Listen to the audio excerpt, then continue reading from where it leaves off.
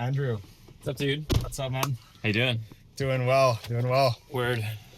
Let's roll. So, downtown, or do we head to the Golden Gate Bridge? Oh yeah, let's go over the bridge. Let's do it. Go to like Hawk Hill, you know? So, I actually know a fair bit about you from my former roommate, Emma Salinas, who Oh, wow. speaks super highly. Okay. And then, I think a few weeks after you launched Deep Tech Week, which I thought was super cool. How did that come about? Oh, Deep Tech Week. Yeah, that's it's kind of a funny story. It actually, I sort of like tricked myself into doing it somehow. It actually started off as like a single event that I was going to do on just one day, and it was like late 2023. Everyone's just AI all the time, constantly, and I was like, man, there should be like more hardware stuff in the city. Like all my friends are kind of building hardware stuff. And I thought it'd be cool to have like a single day kind of hardware showcase where people would just like bring their tech out, bring their robot, bring their 3D printer they're working on, jet engine, whatever, as kind of like a like contrast to like the endless stream of like AI hackathons. And then I was, I kind of like was looking for a job outside of the fusion industry because I was kind of getting bored of just being an engineer, even though it was like a dream job, and I was like bored, so I was like, okay, something's wrong. And then I had this interview in Miami with this VC fund, and seemed really cool, seemed like a cool fund. Didn't want to move to Miami, was like super focused on SF. It's kind of my home. Interview in Miami with a VC fund. Interesting. Yeah, Founders Fund. Yeah, very mysterious. Yeah, tons of VC funds out in Miami. Yeah, I just didn't want to move to Miami. And so I kind of had this plan. I was like, well, if I take my hardware showcase, and there was like hundreds of people signed up for this, so like there was interest. Mm-hmm. And if I turn it into like a deep tech week in SF, I can maybe like bait myself or bait a firm, cool VC fund, into hiring me. Be like, oh, like flex your whatever network access or something like that. And then it started off as like 5 events, and the whole thing just kind of exploded the last minute and just got insane. And there was like 40, 50 events and like these crazy parties and stuff. And there's 2 things that happened afterwards. One is I was like significantly in debt as a business owner. So I had to start my own company to sponsor my own O1 visa because I wasn't sure which firm I was going to join. Been there. And so I kind of like, at the end of it, I was now stuck with like a company, a bunch of company debts, but this cool thing that everyone loved. And I thought I could probably turn that into a business. And so now I kind of do that. Sort of by accident. Yeah. You're Canadian, right? Yeah, Cool. from Vancouver. Nice. I went to Canadian school for a bit growing up, and also lived in Montreal for a bit. Okay, cool. Yeah, I lived in Montreal a couple of years. Yeah, I remember at the beginning of school every day we would sing the Canadian national anthem. So, weird fun fact. Yeah, go communism. I know you also run this group chat, like a deep tech group chat. Did that come before or after Deep Tech Week? That started beforehand. Yeah, that started as a way of just like kind of trading notes and talking about stuff. It's actually Discord channels. What were you thinking about? Yeah, that's right. Yeah, it's like 800 people ish, kind of, and it's kind of growing organically at this point. But yeah, started off as a way to like put together SPVs into companies, early stage things, where everyone has like a few grand they want to put in, and it's sort of just a way to like share those and trade those around, and kind of anyone puts whatever they want. Now there's like more institutional investors in there. It's sort of just like angel investors. Now there's like more institutional investors that sometimes also share like early stage deals, or also technical founders and stuff. So it's kind of just like a little thing, Totally kind of see my world. Why A16Z has you as a scout. Well, actually, that started beforehand. That was based on 2 things. One, I started this event series called AI Salon, and so they thought I had a couple of those. They thought I had some kind of alpha on something, but then also I just wrote a bunch of stuff on LK99 and went viral on Twitter. And that was the real reason. That was actually why they like we want the LK99 guy. That was a fun time. I think we're gonna have an LK99 that actually works at some point in our lives. No doubt we will, for sure. Yeah, maybe LK69. Yeah, that was interesting because it was kind of like made up out of nowhere. Like, like it was sort of just like there's actually tons of papers that come out constantly of like questionable superconductivity measurements, Mm. and for some reason that thing just went so insanely viral. It struck a nerve with the world. Um, Probably there like needs to be more sort of like stunning, dramatic, optimistic narratives that make people feel like, oh my god, the world could change any moment, Mm. for the better, because we're kind of used to like, oh, just natural disasters and Yeah. the government is terrible, or something like that. It's interesting to see that venture was historically a very optimistic and ambitious asset class as a whole, and then slowly it's drifted into kind of B2B SaaS, generic AI agent mud. What do you think it's going to take for the entire industry to remember its origins? I think that shift has probably already started in a lot of ways. I think probably the common sentiment is, maybe it's not common. I don't know. It's my sentiment. Whatever. AI kind of solves like the last sort of like bottleneck to software deployment, which was like talent and availability of like skilled developers. And so, if you're not building like foundational new sort of AI model or some kind of research project, or your business doesn't have like extremely sticky kind of network effects as a moat, then what is the barrier to entry for a newcomer competitor apart from just like better features or something like that? Mm-hmm. And so kind of like winners, like one size fits all, winner take whole market, but it fits all things badly, like kind of Salesforce style, is sort of like doesn't make sense anymore, Mm-hmm. unless they have like significant vendor lock-in, which no one actually likes. It's not like a nice thing. And so I would think you'd see like a finer segmentation of like software markets in general, and I think you see that as well. It's like teams are like, we have 5 people, we're profitable, we've raised 500K, why do we need to scale up? Why do we need to hire 20, 30 marketing sales agents or something like that? Yeah. And so maybe like the addressable market for like it's kind of like the best time to be like solopreneur or small scrappy bootstrap team, levels IO styles type stuff. That's like the golden age of that kind of thing. Mm-hmm.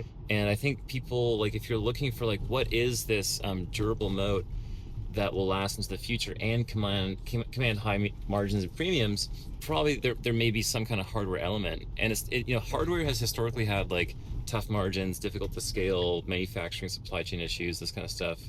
But if you have the hardware platform and then a software defined value generation layer, you can have software like moats. Yeah. With the you can have software like margins with the hardware moat, Yeah, it's and interesting. I'd pay more for the software on this car than the like installment on it. Yeah, that's a great example like that. Ultimate example is like Starlink, SpaceX kind of thing, Mm-hmm. where it's like the moat is having massive heavy lift low Earth orbit access, like huge volumes of that. And so of course they deploy their constellation first, and like Kuiper constellation by Amazon or whatever, or other competing like telecom sat constellations don't have that.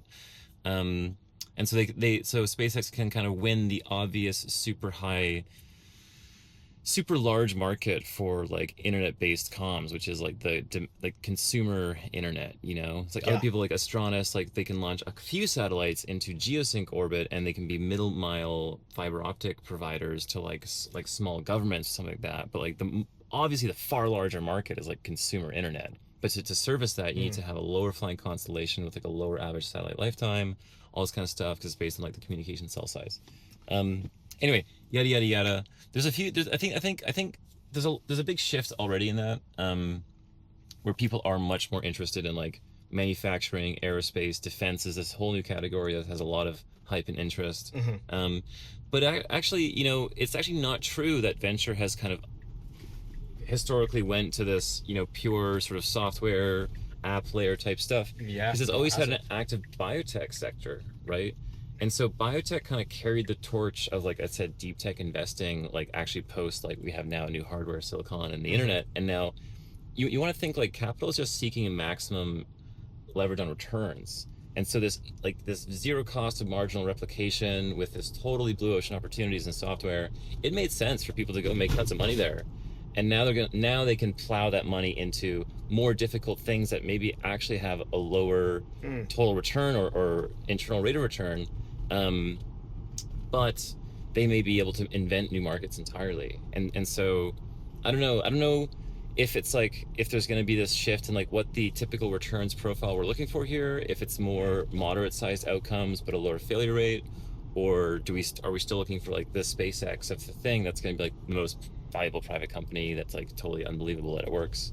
I don't know, but I think the deep tech thesis is kind of becoming pretty strong from what I see. It's really interesting with the biotech stuff, given historically a lot of that has been where venture has gone.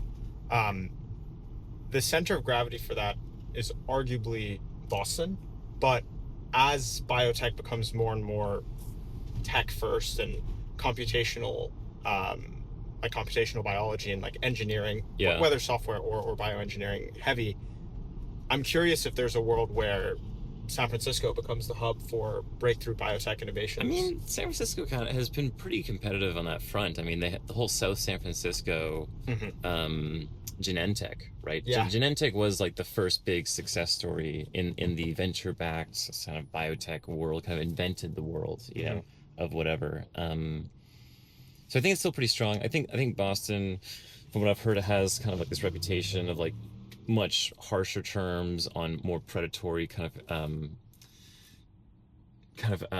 ownership targets on funds and stuff like that or whatever. And I think that's probably changing over time. But yeah, I mean, Boston and SF both have kind of like biotech hubs, both kind of centers of that. And then also like Switzerland, and then maybe like, I don't know, some people think say San Diego or something like that, but not sure. Yeah, people sort of,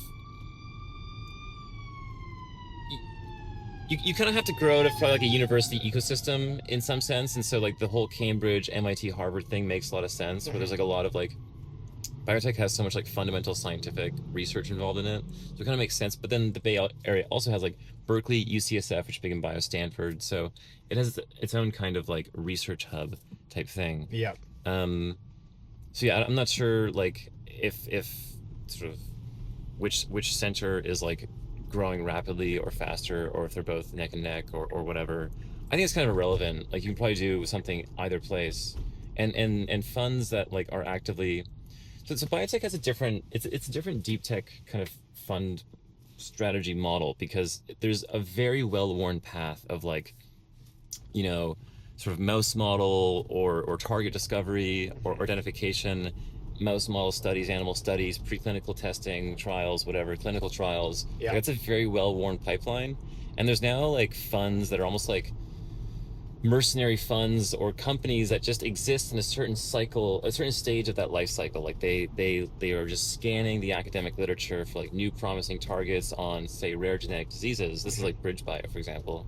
And they just have like, you know, crack squads of people that are like, oh yeah, we've taken like, you know, 8 molecules through the clinical trial pipeline, and we just get it to this certain point to an acquisition by like one of these large pharmas. Yeah. Because what the large pharmas have realized, I think, is that they actually suck at discovery and fundamental research, and what they are more is like clinical testing and then production and distribution engines. Yeah. And so they've outsourced their kind of early stage, top of funnel drug discovery programs to smaller companies, and it's kind of like a risk isolation thing. So they basically outsource that risk into like the early stage venture kind of allocation process, where it's like, are you willing to bet on this thing before it has a whole bunch of substantial weight behind it? And then they can kind of pick the winners from that. But then they have like the massive revenue engine behind them, and so the exit for the early stage investors is maybe like, oh, we betted on this thing and we took it from the lab. Like, this is the big thing, from lab to kind of some stage of commercialization, and then it gets picked up and sucked up into the pharma empire. So very few, like, I think, sort of next generation biotech companies are trying to like target actually becoming like a next, you know, pharma prime, like a next Merck or Pfizer or whatever. I think like Mammoth Biosciences is like one of those where it's like, what if we actually build like a new like mega pharma firm from the ground up using this kind of modern science thing? I don't know if that's like working or not, but it's like ambitious, you know? Yeah, I think the one of the 3 components of their company is like the foundry, I believe, which is highly focused on like the quality of scientists within the company. And it's interesting looking at the full spectrum of like biotech or tech bio companies, ranging from companies like Latch, which are providing infrastructure for computational biology, to other approaches which are, okay, we want to be the next Pfizer or Merck. Yeah. And we're thinking, okay, what tech advantages can we use to achieve that? Yeah. The thing you're mentioning on the sort of tried and true pathway for new drug discovery, I think is obviously changing. I know you've spoken a bit on this before with in silico research and simulation, like discovery through simulations. Yeah. Where do you think that's headed, and at what point do you think we have the cusp between simulation into like actual trials on patients? Right. I would say like I'm not confident that I have like any kind of expert opinion on that topic, but I can just kind of give my like hot take, I guess, like that. There's probably been a lot of hype around this in silico research model that I don't know has actually borne like substantial fruit, at least for like sort of ab initio or like completely novel kind of stuff. Certainly for things like molecular dynamic simulations, that is like much more targeted, where they already understand maybe what mechanism they're trying to do. But it's like, you know, like we're probably at such a like a poor level of like understanding the full gamut of like gene expression and like, you know, these kind of protein interaction pathways that we can actually like take a cell, or let alone a tissue type or an organism, and simulate it in some meaningful capacity. I think like the goal is always like, can you narrow down the search space in the earliest stages of like a drug target kind of identification process, because that's like so big, right? It's like 10,000 candidates and then maybe one is good or something. Yeah, I think probably it's like the general case is like, I would guess the more specific the use case you have in mind, the more leverage simulation tools can bring to bear. But for like completely new kind of stuff, you don't capture all of like higher order dynamics that would enable you to discover something. I'm not sure if it's something where, you know, it's like we just throw more compute at it and then suddenly it just turns on. I am pretty bullish. So question. Yeah. Say we had infinite compute and the models were excellent, and we were to flip a switch and all of a sudden 10,000 new drugs are discovered that work, that are incredibly impactful, and now we need to actually get them out into the market. How much of the problem do you think is the actual drug discovery versus the process of pushing the drug through FDA and the entire commercialization process? Yeah, well, that's probably like actually the harder part, I would think, you know. Yeah. And it's always like, can it be manufactured at scale, right? And so like the highest performing things are like biologics, like small molecule discovery. Has it been like farmed out entirely, or is it like all the low-hanging fruit is gone? And so, you know, how do you produce those at scale, at high purity, and how long do they last? What's their shelf life? So the production issues are very non-trivial, I think. And then also like, you know, understanding like toxicity and stuff like that. Yeah, I'm not sure. Again, I'm like really not an expert on any of this in any stretch of the imagination. So It seems like you've gone pretty deep on a few different core like sciences, whether it's physics, a little bit of biology. Yeah, I guess I don't know. I've had a weird... How do you think about I mean, the intersection of physics and biology perhaps is consciousness. How do you think about the like physics of consciousness and how that comes into play with like those two fields that you're pretty interested in? Yeah, that's a good one. As far as I can tell, there's something weird about consciousness and observers specifically, and this is borne out in a lot of like, you know, fairly well documented studies. There's always people that are going to say that study's bullshit, it's fake, whatever. Sure, I don't know. But it does seem like there is some weirdness around conscious observers and their ability to influence the outcome of quantum mechanical processes. And even at like statistically significant levels, you know, like even influencing the outcome of random number generators. There's lots of like weird studies around these phenomenon that point to something there that is not part of what we think of as like conventional base case or classical reality. I would say also that this field of quantum biology, right? So it's like for a long time there was not even very well established evidence that any coherent quantum mechanic processes was occurring in biological systems until there's this discovery on photosynthesis, this kind of like quantum mechanical processes involved in that. And there's tons of more stuff in this. And so we have this model of cognition that is just entirely based on neural network activation and firing, and that's now something we've captured very well in like machine learning models. And we have something that looks like a facsimile of intelligence. It has at least like very good factual recall. Does it have true reasoning? Can it actually make new discoveries? Those things seem to be answered no at this point in time. And the question I think is, are there non-neural network based cognitive information processing going on in brain tissue that may be using like, or may have like quantum mechanical effects associated with them, or be leveraging those things? And I think there's actually lots of reasons to suppose that. There's lots of measurements and new studies coming out, a lot to do with like things like biophotonic emission, and sort of like coherent states that can exist in certain molecular orbitals of like tryptophan proteins and microtubules. Like the whole microtubule Interesting thing is kind of I think probably going to be borne out to be correct in the future. Let's talk about the tryptophans. So those appear in certain states. Those states can be induced if we take certain compounds. You mean psychedelic drugs? Yes, potentially. Yeah. Nobody in San Francisco does that. No tech bro would ever do that. Yeah, that would be wrong. I mean, they're Schedule 1 substances, so obviously if they're banned, we're not going to do them. Yeah. Because the government told us. But theoretically, say someone was to take them, one of the experiences I hear people have is a feeling of interconnectedness, or almost as though their consciousness is merged with that of some form of greater collective consciousness of sorts. Yeah. Do you think there's any like quantum physics as explanation for that level of interconnectedness? I mean, I don't know. Like, I think there's this thing people do, which is just to say like any weirdness in the world, we're just gonna call quantum because it like doesn't make sense or something. And it's like, it's quantum, guys. Like it has to be. And I don't know. Like my sort of like very earlier career technical stuff was like RF engineering. Just classic RF engineering, and it's all electromagnetic waves. And like, do you need to have quantum mechanical effects for you to feel connected with the environment, or to even have like telepathic experiences?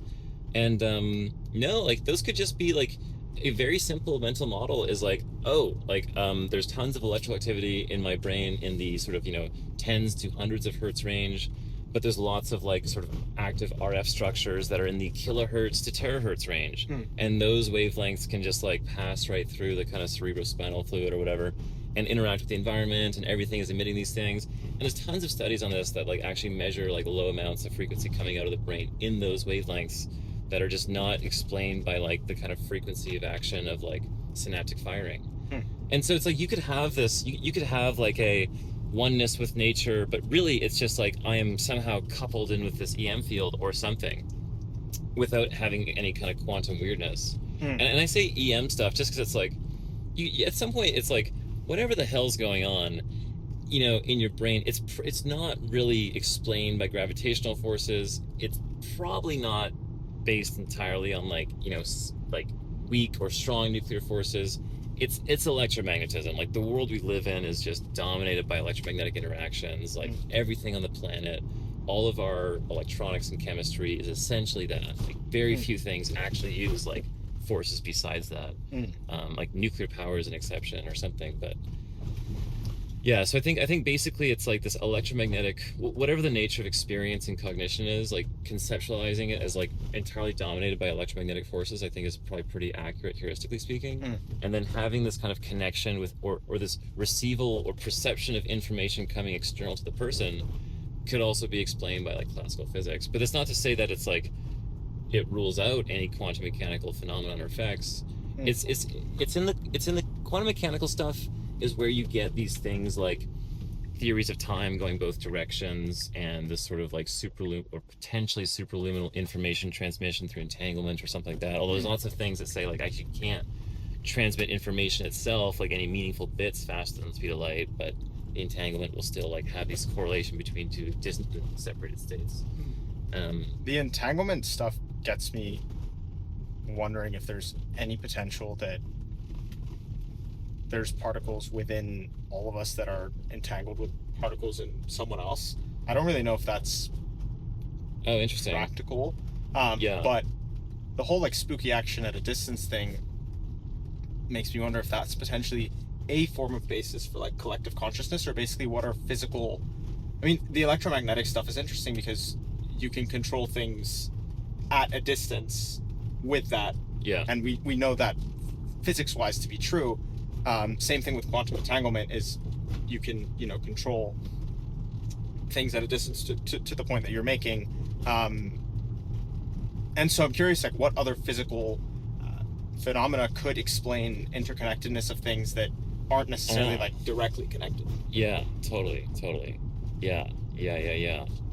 Well, that's where the RF antenna model kind of breaks down, where people have like these experiences, like they're separated by thousands of miles, and somehow they knew something was up or something. Or everyone has little stories like these anecdotes of like, they were thinking of their friend and the friend called them right then, or they were sad their mom called them, or some synchrony of timing of things.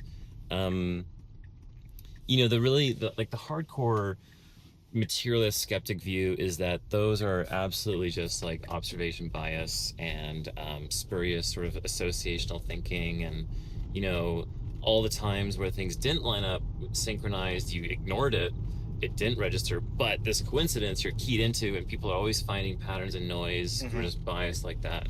And like, sure, that's like one way to explain it, but then some people just like swear by this stuff and they live their life by it and they fully embrace it and accept it, and it's like, okay, well, are they just like completely wrong about how to live their own life or something?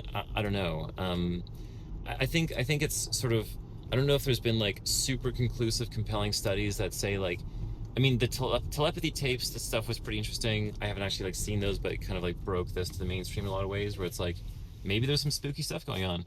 And I'd say just like, I wouldn't be surprised if there is, because, Okay, let's dig into that. So what is something that is superstitious or perhaps a little bit irrational on paper that you think may actually have some form of scientific basis or could be plausibly true? Well, there's tons of things, because I'm actually like totally insane. I just covered up very well.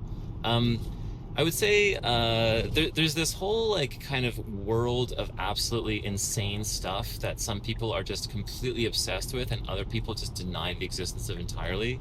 I would say things like psionic effects or psionic phenomena like telepathy and this kind of this paranormal cognition is definitely one category, that kind of stuff. I think like this whole alien UFO UAP thing is another thing, where it's like some people have experiences and they're like, that's changed my life forever, and oh my god, the world should know about this, yada yada yada, and other people are like, that's completely fake, I don't believe it at all. And it's incredible to the extent to which people live in these like completely isolated universes from each other, where it's like people over here, like they just do not think about that at all, and other people, that's like their whole life. So it's hard to think like well, so the question was things that are superstitious that may actually be useful or true in some sense. Well, okay, so yeah, this is funny. There's this great phrase or quote that's like kind of all theories or models are wrong, but some are useful, right? And so it's like, like kind of people that are super into astrology, and they derive a lot of meaning from that, and it actually helps them make sense of things in ways that is like emotionally progressive or self-developmental. Yeah. Are we going to come along and say like, oh, you're completely wrong and all of that was fake and whatever? And it's like, sure, you could say that, I guess, but if it's useful for them in navigating certain situations of ambiguity or finding a greater degree of moral alignment or meaning or purpose, then kind of it's actually useful in that sense. So it's actually serving a purpose or a function. I'd say that ultimately, like, if there are such ways of kind of leveraging things that essentially nobody believes in but are true and useful, you should be able to kind of achieve insane things in the world, right? Like that's the obvious. Like if you can read people's minds, you should be able to like nail every fundraising round or customer discussion or whatever. Like, Yeah. let's see it do it, right? That's like, the proof is in the pudding. So One of the things about the scientific method is that it's generally geared towards disproving things. And so inherent to that is an incentive to try to find why something won't work or isn't accurate. yeah, I'm curious what a version of science would look like where you're actively trying to like prove things to be true yeah. that we know are likely false, right? Like, what kind of stretch of the imagination would you need to take for astrology to be true? And if you Yes. started looking at things, of course, there's concerns with that where there's confirmation bias that comes into play. Yeah. I think there's so many reasons why the disprovability is so integral to the scientific process, but Yeah. I do wonder what would happen if we had a combination of both, where we Yeah. actively tried to prove things were true, and then once we've found one or two potential hypotheses, then go into like the rigorous scientific method approach. Well, I mean, I guess the word on the street is that's already happening, especially if you look at things like a lot of like LK99 research. Like, those guys obviously wanted it to be true. Like, they want that to be true. And so they're biased towards thinking it's true, and they will interpret evidence to support that conclusion. You know? Do you think with the LK99 thing, despite it being untrue, Well, Was it- actually, that is yet to be determined. What we know for sure is that nobody successfully replicated the experiment to have a sample of high purity. There was follow-up studies in other universities that had claims along the lines of, and this is like a year and a half later or something like that. I Googled this like a month ago. I was like, whatever happened to that? And they're saying it's like, well, actually, it may be possible that there are grains of this material that are growing on like the tens of nanometer scale, but it's incredibly difficult to obtain that at high purity. So I don't actually know. I think it didn't meet the bar of like standards of professional science and stuff like that, in the sense like the plots sucked and like the, you know, whatever. It was like, does this make sense? It was kind of like not this commonly accepted theory. But I would say in that case, though, people want that to be true. The world wants that, because it's like this whole new era of like everything, like computing and power generation, and like everything changes forever, for the best, like in the best possible sense. And I'm sure people are inspired by it and thinking, well, what are the requisites necessary for it to now be true? Yes. So yes, I'm not yes. sure that large public failures are necessarily a bad thing for the morale of scientists. If anything, They are. Yep. Actually, that's why so many scientists during that whole saga were so cautious and hesitant, because they realized like a giant public flop would be terrible for their field and their grant application process. See, I think this is actually like kind of a flaw in the current system, is that I think professional scientists are essentially terrified of being wrong. Like, there's nothing worse for them to be wrong and to publish something where they're actually wrong, and the reputation's destroyed, because it's this weird reputation game, and it's like the worst, and that trickles down into these academic departments and grad programs with like toxic abuse, but it's all reputation based. You can't really say anything, and yada yada yada. So I think very few scientists are like actually daring to like, you know, say things that are controversial, or may not be completely correct. That's maybe good because it's like a higher bar for publication standards, but then that's kind of not really true. Rather, you just get tons of fraudulent studies that get published and retracted years later, like happened in Alzheimer's, and has actually happened in superconductivity before as well. So it's kind of like, actually, I think everyone's pretty aware, like the scientific academic model based in universities is like how do you sort of think messed up. engineering cultures are different than scientific cultures? Yeah. Okay, I would say this way is, between points A and B, let's say we're starting from scratch and we want to have a, you know, rocket or something going to space. That would be cool. Yeah. The scientist approach would be like, how do we like maximize the like publication surface area along that path, so that we can like kind of blanket the territory with future citations for ourselves, and like maximize the amount of grant funding we can get. And so if there's like novel, interesting things that come up, weird little things, and we'll explore those, and we'll have this whole panoply of different experiments, and we'll kind of iterate each time. And so it's like kind of a tree structure where it's like tons of branches kind of stop in the next layer of the tree, there's more branches, and then ultimately you just take like kind of one path. Whereas the engineering is like, that's retarded, let's just get to the point of the rocket working as fast as possible, and if there's stuff that's off the shelf we can buy, let's do that, and if there's other weird stuff that's not working, shelve it and just keep going. And it's way more like results oriented versus like novelty oriented. Because for this the science perspective is we're just looking for new stuff, and we actually don't know ahead of time what's going to be what, right? They're fully discovery mode. You know, it's the difference between you know, am I in customer discovery mode, am I in science discovery mode, or am I in like time to build and scale mode, you know? And so, you know, as an engineer, you actually don't want to like build for scale before you know what it's going to be, you know? So you want to like prototype iteratively, figure out that search space. And this is the thing with a lot of customer discovery as well, is that you know, like Slack started off as a video game, and the messaging service is something the team built internally just to handle their own comms. And then they turn it into this whole thing, right? So you don't really know ahead of time, like in the science perspective, it's like, what is the actual discovery here? All you know is you're searching in a particular kind of idea space or territory. Whereas engineering, it's like, we have the need well documented. Now it's about finding the best solution to that. So it's, yeah, very, very different, I think.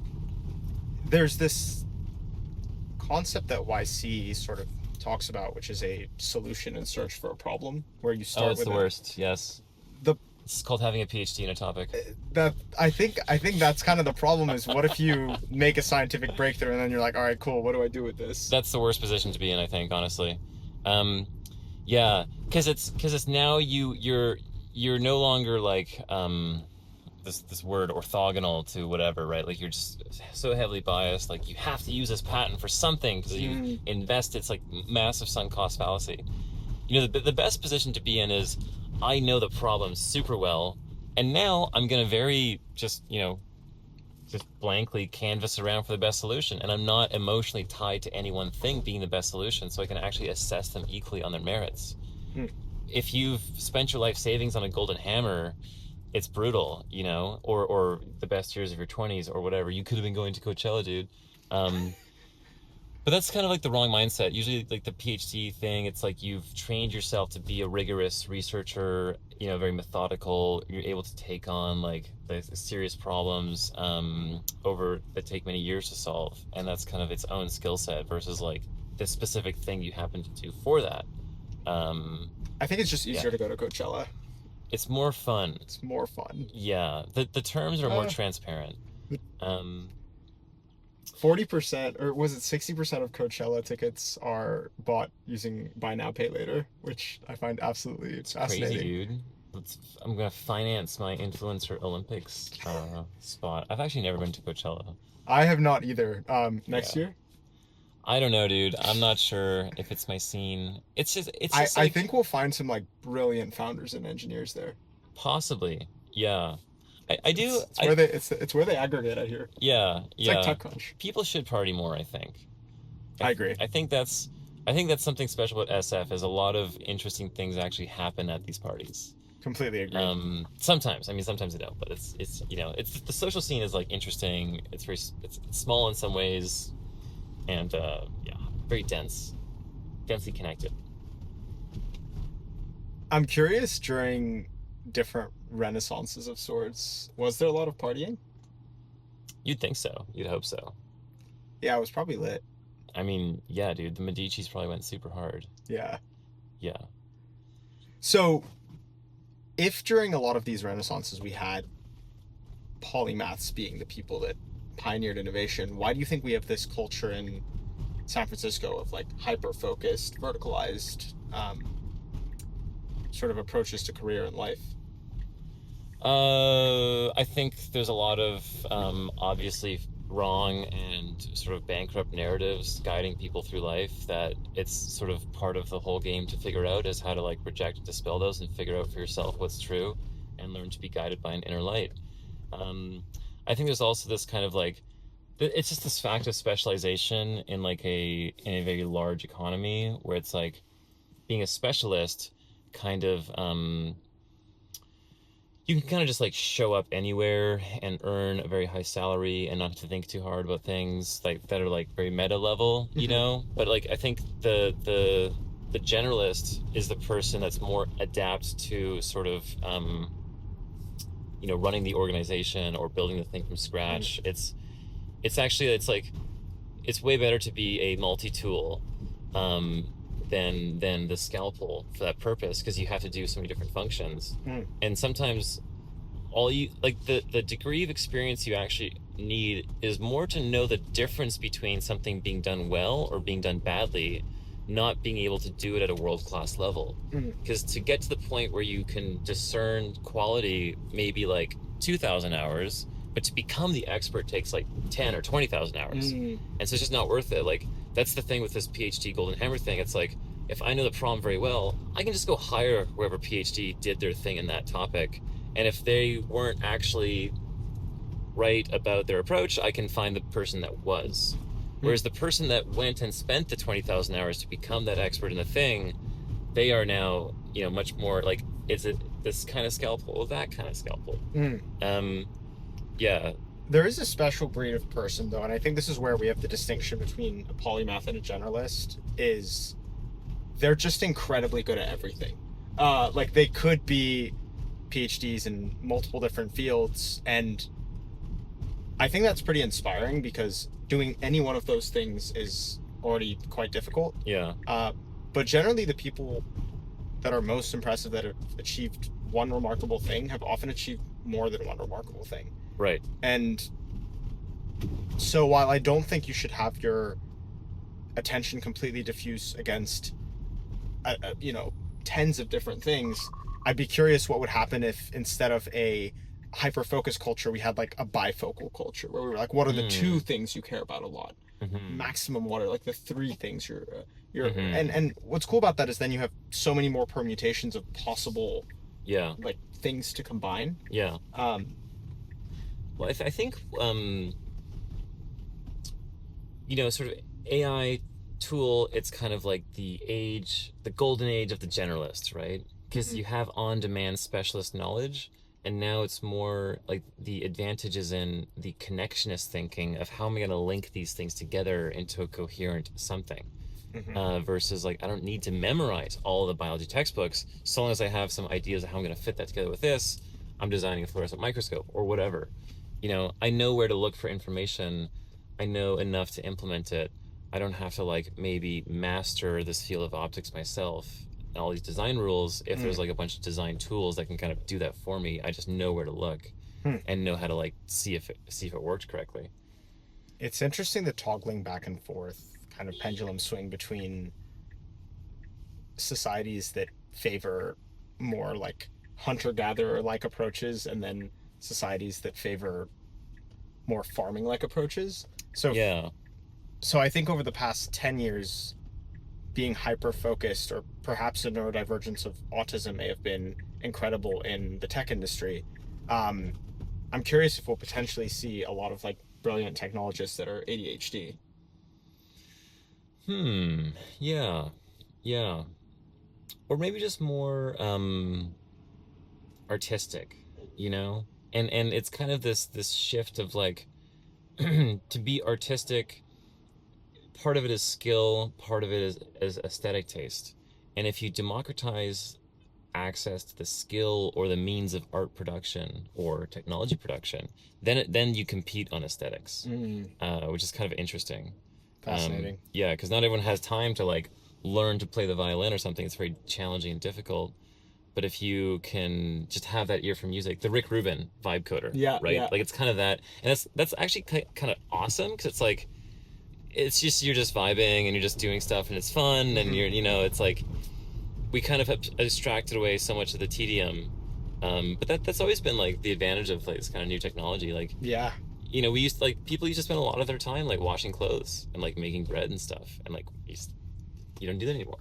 I think also the people that are attracted to software engineering now are probably less technical than they may have been 30 years ago. And so with every layer Yeah. of additional abstraction, Yeah. you end up having creativity continue to be a more premium skill. It's a blessing and a curse. There's this short story, or this book, The Time Machine by H.G. Wells, and they have this, like, in the far future, there's this like Eloi, this like childlike race of aristocrats that are just useless and don't know how anything works. And then you have the Morlocks that actually like work in the machinery and eat Eloi at night. So you don't want like tech Eloi that are people who like they just vibe code shit. They don't know how anything actually works. Yeah. They can't fix anything that's broken. They have no like design philosophy or principles, or it's a kind of like, Yeah, no, I You know, totally get your. yeah. Actually, on what you said earlier on art, do you have any like artistic interests or? Oh yeah. Oh yeah, totally. Curious. I think writing for me is like kind of my biggest like creative outlet. Yeah, I've been writing like a lot of science fiction lately, which has been fun, and I'll try to publish that sometime over the next couple I months. hate the I guess. term creative outlet Yeah. because it almost feels like it subjugates doing creative things as like a way to release emotion, or just like, oh, it's a way to just get rid of Right. it almost gives Right. me the vibe of like a hobby. Yeah, I'm just trying to get it out of my system or something. Yeah. Yeah. No, I mean it's one way in which I express myself. I But like yeah. that more. Yeah. I think my friends label me this way as well, very much like artist kind of guy, type Pokemon, whatever. Which I like. I'm not like actually an artist in any sense. I don't like paint or whatever, but I think that's like kind of just being creative and having fun with stuff. I mean, I do this like event stuff now. That's like pretty fun, and I'll grow that into something neat. And yeah, I think the net for society is, with these AI tools especially, is how to be more agentic and more creative, and create things for yourself as well and for other people, right? This is this like trap of specialization, is that to be a specialist you have to live and exist in a hierarchy. And so if you can escape the specialist role, then you don't have to live in a hierarchy, and you can have smaller team size. You can have a company of 5 people and everyone's doing what they want or whatever, and it exists autonomously and a lot more like degrees of freedom and self-direction. I kind of don't think this is like a good future of everyone is grinding 110 hours a week and trying to make it in the world. Like, that kind of sucks, actually. Yeah. We probably don't need to get there. There's always going to be people that are just insane and want to do that anyway, and we are thankful for that, because they are the sort of, whatever, the martyrs on the altar of work. But for most people, I think they want to just have creative outlets and have fun, enjoy things, not do work they resent.